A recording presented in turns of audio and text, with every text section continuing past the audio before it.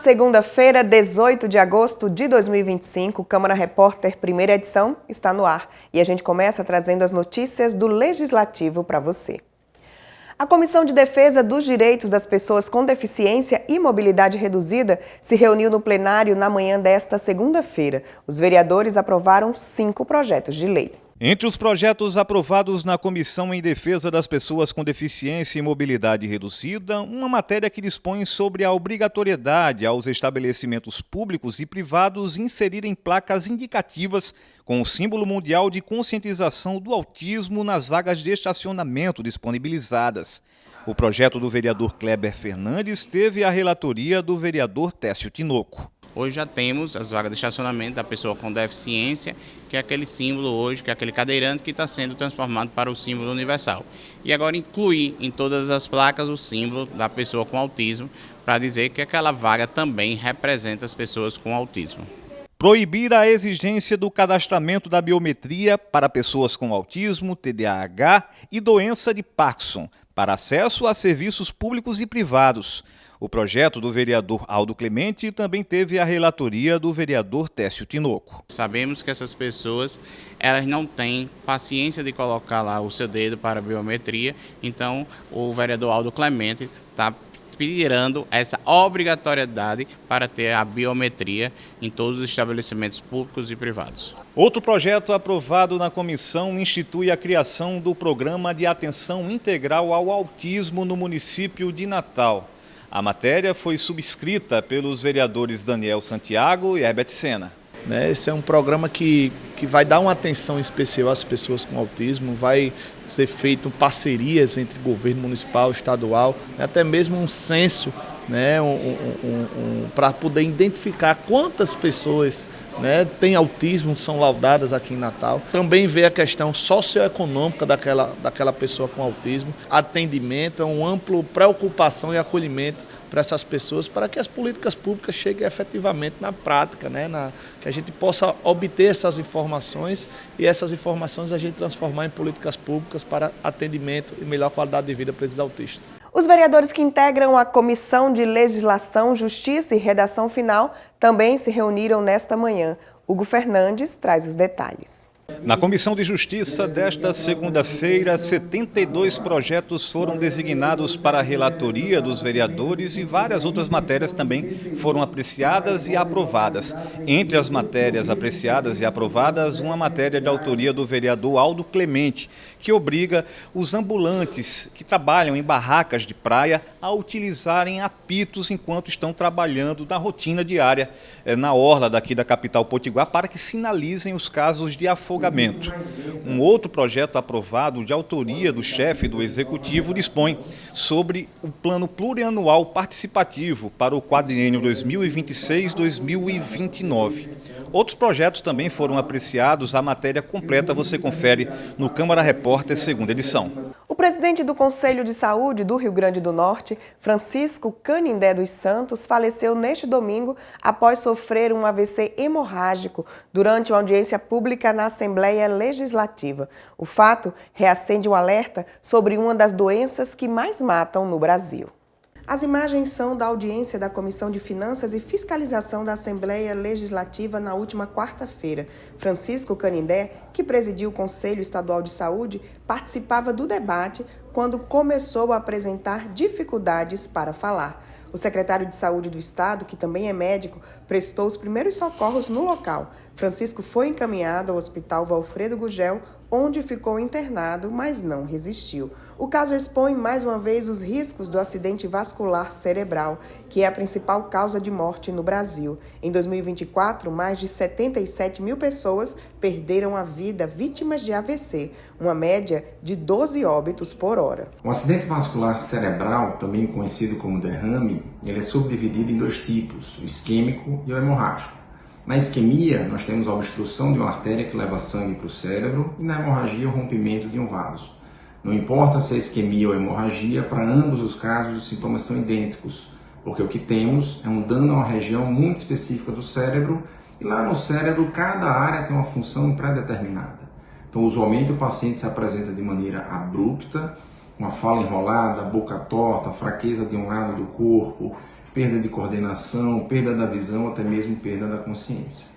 Na presença de qualquer um desses sintomas, deve motivar a suspeita do código AVC e isso objetivar a chamada do serviço de urgência, preferencialmente o SAMU através do 192, para que ele tenha um atendimento prioritário e de emergência. Em alguns casos, se utiliza uma medicação para desobstruir a artéria. Nesses casos, a gente só tem 4 horas e meia para que o remédio seja administrado. Quando se trata de uma hemorragia, a urgência também é grande para controlar a pressão e, em alguns casos, inclusive, operar com o neurocirurgião. A Secretaria de Mobilidade Urbana interditou nesta segunda-feira um trecho da Avenida Boa Sorte, na zona norte da capital, por causa de uma obra da CAERN. A mudança vale até às 5 horas da tarde e vai afetar o itinerário de 3 linhas de ônibus. A interdição solicitada pela STTU acontece na zona norte de Natal, no cruzamento da Avenida Boa Sorte com a Rua Couto Magalhães. De acordo com a STTU, o trecho ficará bloqueado entre 7 da manhã até as 5 da tarde para execução de uma obra da Companhia de Águas e Esgotos aqui do estado. Durante a intervenção, as linhas N07 e N27, no sentido Mirassol para Ribeira, farão o percurso normal até a Avenida Industrial.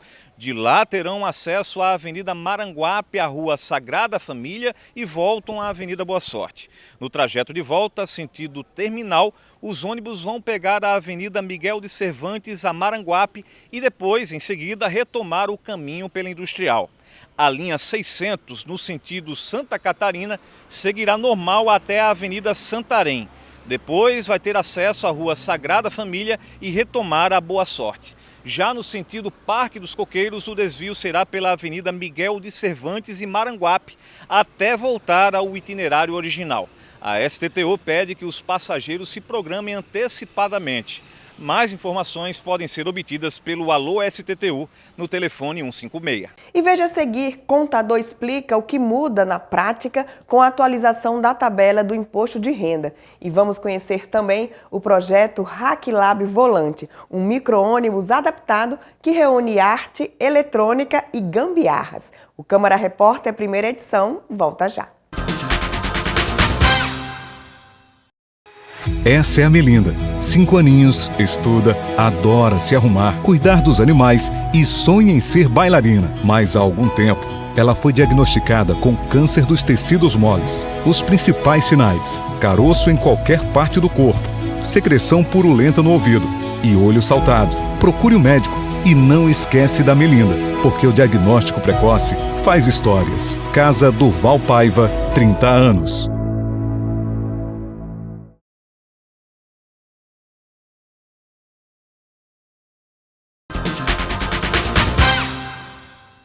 Estamos de volta para falar sobre a atualização da tabela do imposto de renda. O governo federal sancionou a lei que amplia a faixa de isenção do imposto de renda para quem recebe até 2 salários mínimos, o equivalente a R$ 3.036 por mês. A medida já está em vigor e deve beneficiar milhares de brasileiros. Tarsila Costa ouviu especialistas para saber o que muda na prática. Com sucessivos reajustes do salário mínimo nos últimos anos, muitos trabalhadores com baixos rendimentos acabaram sendo incluídos na base de contribuintes do imposto de renda. De acordo com o gestor contábil Kleber Araújo, a atualização da faixa de isenção proposta pela lei que substitui medida provisória em vigor desde maio corrige esse desequilíbrio. A Lei 15.191, aprovada em regime de urgência pelo Senado Federal, isenta do imposto de renda quem recebe até R$ 3.036 e impacta também quem ganha acima dessa faixa de renda. Desde 2014 que não se havia uma correção da tabela progressiva. Houve essa defasagem e, consequentemente, todos os contribuintes começaram a ser afetados, principalmente quem ganhava um salário mínimo. Então, quando eles vieram com essa proposta, e agora convertida em lei, através dessa medida provisória, afeta não só os contribuintes que estão ganhando até 2 salários mínimos, que agora eles garantiram por lei essa isenção de quem ganha até 2 salários mínimos e, consequentemente, aquela galera que ganha bem a mais de que 2 salários mínimos. Porque como o cálculo é progressivo, a faixa de isenção ela aumentou, a faixa de tributação, conforme a tabela progressiva, ela também aumentou. Então, não é um benefício somente para quem ganha 2 salários mínimos. As pessoas que ganham mais que 2 salários mínimos também vão pagar menos imposto, mesmo que um pouco sutil, mas também vai ter uma melhora. Kleber Araújo reforça ainda que quem ganha até 2 salários mínimos, mesmo com diferentes fontes de renda, não precisa declarar. Ele destaca que, caso o rendimento ultrapasse esse valor, o imposto irá incidir somente no que ultrapassar os R$ 3.036. Quando ela ganha um salário e tem outros rendimentos, o mais comum, por exemplo, é aluguel. Às vezes tem um imóvel, põe para alugar e tem esses rendimentos de aluguéis que, somados ao salário mensal, que ele pode ultrapassar esse teto e ter a obrigação de declarar imposto de renda. Tem que ter muita atenção, porque quando chega na temporada do imposto de renda, a declaração anual, ela precisa juntar essas duas rendas e ver se atinge o limite inicial. Significa que vai ter que pagar muito imposto? Não necessariamente, dependendo da renda, mas é importante que fique atento e procure um contador para saber se ela vai ser obrigada ou não a declarar. O gestor contábil orienta ainda que, como a medida tem efeito retroativo a 1º de maio, é importante consultar um contador para confirmar a isenção. Essa lei ficou a valer a partir de maio, então quem ganha 2 salários mínimos a partir de maio, o cálculo mudou. Ou seja, de janeiro até abril, o cálculo ainda incidia um valor menor. Conforme foi atualizado o salário mínimo em janeiro, teve esse gap de janeiro a abril. Então, é mais um ponto de atenção porque ficou quebrado. Então, consequentemente, a renda anual ela vai ser ajustada conforme a média desses 2 salários. Então, é importantíssimo procurar um contador e não se confiar somente na tabela atual, porque começou a valer a partir de maio. A Caixa Econômica Federal começa a pagar hoje a parcela de agosto do Bolsa Família para os beneficiários com o NIS Final 1. O valor mínimo é de R$ 600, com adicionais para gestantes, nutrizes, crianças e adolescentes. Também já está disponível o Auxílio Gás de R$ 108 para famílias com NIS Final 1. Mais de 19 milhões de famílias recebem os benefícios neste mês. As informações sobre o calendário e valores podem ser consultadas no aplicativo Caixa Tem e no site caixa.gov.br. A Prefeitura de Natal vai realizar um novo concurso público para agente de mobilidade urbana da STTU. A expectativa é de abertura de mais de 100 vagas. A Prefeitura do Natal oficializou a criação da comissão organizadora do concurso da STTU. A publicação foi feita no Diário Oficial do município e dá início ao processo que vai levar à realização do certame. De acordo com a Secretaria Municipal de Administração, responsável pela condução do concurso, todas as etapas devem seguir os trâmites legais e regulamentos vigentes. A expectativa é que sejam oferecidas cerca de 120 vagas para o cargo de agente de mobilidade urbana, função que exige a formação de nível superior para os participantes. A Prefeitura destaca que a contratação de novos profissionais é fundamental para suprir a demanda crescente por serviços de organização do trânsito, fiscalização e o planejamento da mobilidade na capital potiguar.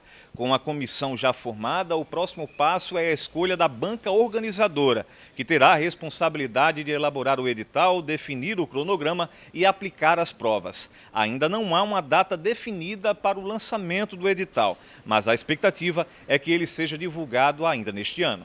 E para encerrar esta edição, vamos conhecer o projeto HackLab Volante, um micro-ônibus adaptado que reúne ateliê, museu e feira de ciências. O projeto itinerante é gratuito e até o dia 28 de agosto vai circular pelas 4 regiões de Natal.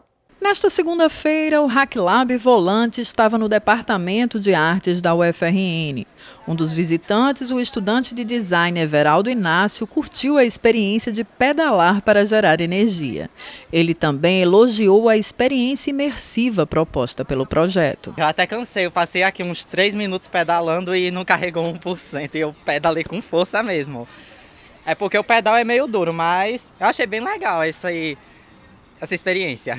A estudante de teatro Wayne Nascimento também se surpreendeu com a proposta do HackLab Volante. Eu achei muito legal ver todas as artes aqui, é muito interessante ver essa coisa mais sustentável, sabe? Você vê essas mecânicas que não são mais usadas, transformadas em uma outra coisa, e aí forma arte, forma som, forma tudo, assim, é muito lindo de ver, empolga assim, né? Começar a semana já com o pé direito. O micro-ônibus adaptado funciona como galeria de arte, museu de engenhocas, ateliê, oficina e feira de ciências itinerante. O acesso é gratuito e as visitas guiadas por monitores duram cerca de 10 minutos. Criado em 2022 no estado de Minas Gerais, o projeto já passou por quase 30 cidades brasileiras e reúne obras de artistas nacionais e internacionais. O Hacklab Volante é uma exposição itinerante de arte e tecnologia e que se inspira nas gambiarras para mostrar um pouco desse universo da invenção, da criatividade cotidiana, né, por meio desse ensino do manuseio da eletrônica. Então a gente tem desde as tecnologias contemporâneas até as mais antigas, analógicas e tal. E o audiovisual é uma coisa que não pode ficar de fora nesse caso, né? Então a gente tem uma pequena cabine de cinema que abriga 2 pessoas, que a gente brinca que é o menor cinema do mundo, e aqui a gente tem uma experiência de hipnose nesse espaço. O projeto vai circular pelas 4 zonas da cidade, oferecendo, além da visitação ao ônibus, oficinas para estudantes de escolas públicas. E a gente está fazendo uma circulação pelo Nordeste, aqui em Natal vamos estar por 2 semanas, em vários pontos da cidade, também escolas estaduais, apresentando o projeto e fazendo oficinas para crianças. Na quarta-feira, 20, o projeto estará na Escola Estadual Senador Dinarte Mariz, das 9 às 12 horas e das 14 às 17 horas.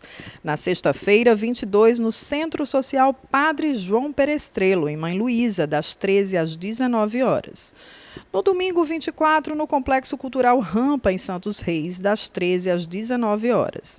Na quarta-feira, 27, na Escola Professor Antônio Pinto de Medeiros, no Pitimbu, das 9 às 12 horas e das 14 às 17 horas. A programação encerra na quinta-feira, 28, na UERN, no bairro Potengi, das 14 às 20 horas. E o Câmara Repórter primeira edição de hoje fica por aqui. Outras notícias você confere logo mais à noite no Câmara Repórter segunda edição ou agora mesmo no nosso portal. Uma ótima semana e amanhã a gente se encontra mais uma vez.